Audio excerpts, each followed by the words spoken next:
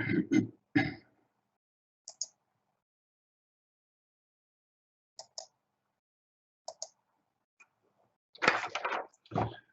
right, it's 3 o'clock. I think we can start. Welcome everyone. Thank you for joining us today for this webinar. My name is Udo Schneider and I'm Sales Director at Mirasys. Today we are presenting the facial and motion blurring function in Spotter. Just a little housekeeping before you get started.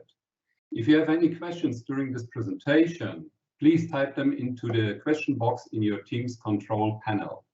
I'll bring them up during the presentation, or at the end we have time enough to answer all these questions if I could do. All right, let's move to our topic today, the facial and motion blurring function in Spotter. This function is available in our VMS starting with the latest version 8.3.6. If you want to test it, please ask for a demo version at sales@mirasys.com or ask your sales manager. In the past, we were often asked if we can implement facial blurring into our software. The reason for this is based on the new GDPR, although it not really rules it. More often, it's a requirement of the regional data protection officers who are responsible in transferring the GDPR regulations into regional regulations for their own region. So at the end, it's really an essential function for every VMS. Let's have a look to our VMS. I have opened Spotter here, and you can see both functions here. So the first of all is on the left-hand side, the left video with this guy. This is me in the corridor. This is facial blurring. And the second one, this is a video from a main station in India. This is showing also the motion blurring. Those features can be switched on and off from Spotter. So you see here the privacy tab, and if you go to this privacy tab, then you see here that you can disable and enable it. This is really important to know because in general, it is each customer is or each user is able to disable and enable it, and you can manage this through the user rights. We are coming later to this. Both of these features are available in live video, as you can see here, or in recorded video as well. So if you move the time slider back to a certain time and we start the recording, so it's taking a bit of time, then you see also here it is working. And even by exporting videos, you can enable and disable it. Let's do an export. So we move one of the videos to the export area. And then you can choose the time that you want to export, start time, stop time, and then you click on export. And very important here is that the only format where you can export and disable and enable it, it is the SEF2 format. Here you can choose if you want to blur the faces, if you have masking moving objects or not. I have done this already before so that we do not need to wait, and we have a look right now to one of the exported videos. So I open it.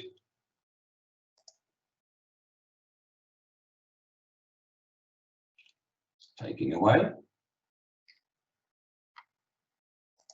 Yeah, and now you see the exported video, including the blurred faces. Important here is you cannot disable and enable it anymore.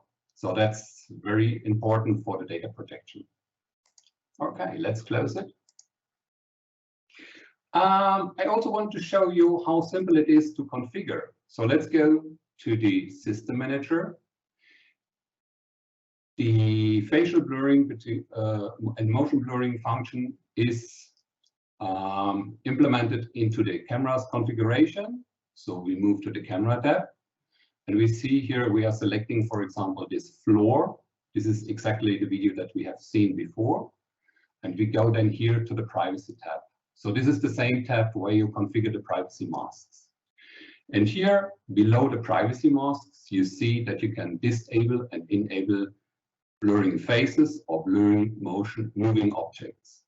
Very important here are some adjustments that you can use to improve the results that you have at the end.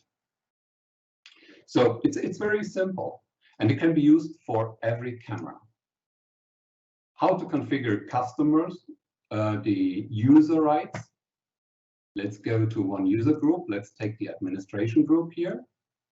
And in the Mirasys Spotter Enterprise rules, you can now configure it. So go to the Privacy tab again, and you see here that you can define object blurring for live stream, playback stream, and exports.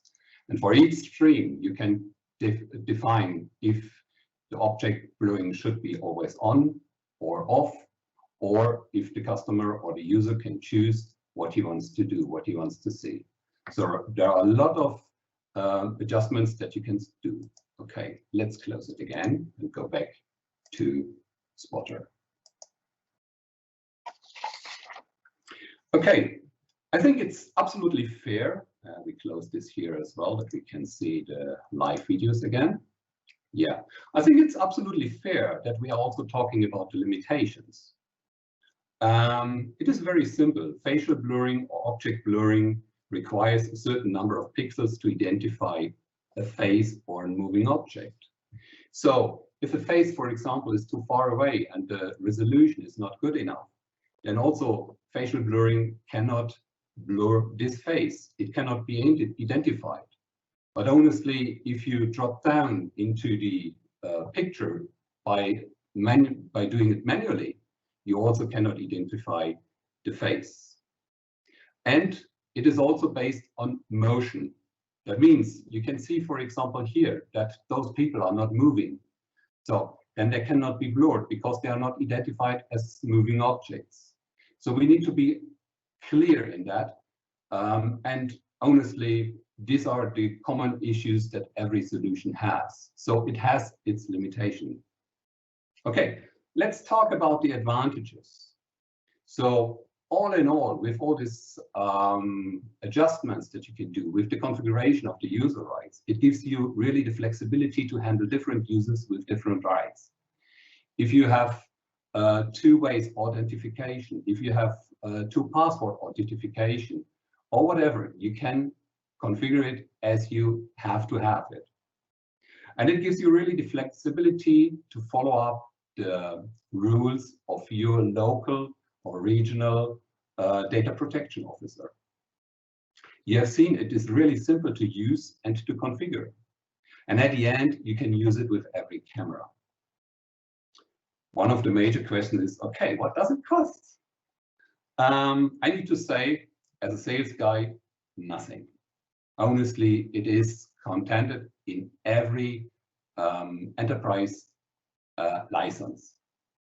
So if you have a version 8 enterprise installation, you can update the system to the latest version, depending on if you have an SMA or not. So, and if you have a version 7 solution or version 6 or still version 5, there are upgrade passes as well to version 8 for a very reasonable price. But at the end, if you're an V8 user, it costs you nothing and you can use it. So sorry to say this for the sales guys, but that's the fact. Okay, let's have an outlook. What we want to do with these features in future, because now it is very simplified to use. You can disable it, you can enable it. We have additional features in mind, honestly, but we want to get your feedback, how we can improve the usage of these features, how customers are reacting on these features. So it really depends on you, how we develop these features in the future and add maybe not new functions to it. So I know that one customer is asking us, okay, in exported videos, for example, can we disable the facial blurring for a couple of faces and enable it for another couple of faces? This is something that we are trying to do, but at the end, it really depends on you and your feedback. Okay, So this was a quick introduction into the facial and motion blurring functionality in our VMS. Again, I said it is available from the latest version 8.3.6. So we will go ahead and have now some time for the questionnaires. I'm looking to the Q&A and I see actually no questions. So I think I was clear enough. Yeah, looks to me that there are no questions. Okay, if you have further questions in mind, or if you need our support in that, when you are testing it, when you're trying it, when you're forwarding this to your customers and you try it at the customer side and you are coming back with some additional ideas or some features or some questions, please feel free to contact us. Great, so thank you everyone. We appreciate that you're being here. A video of this webinar will be published on our YouTube channel very soon so that you can share it with your customers, with your partners, or with your technician or colleagues. You can discuss about it. I would be very keen to get your feedback on this feature. So how it is looking like, how you feel about it.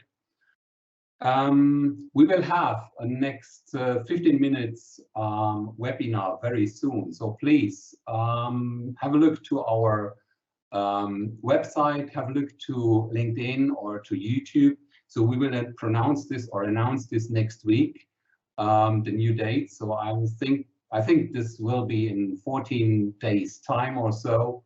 And I'm very keen to see you then again. So thank you again for joining us today. We will see you next time and stay healthy. Bye-bye.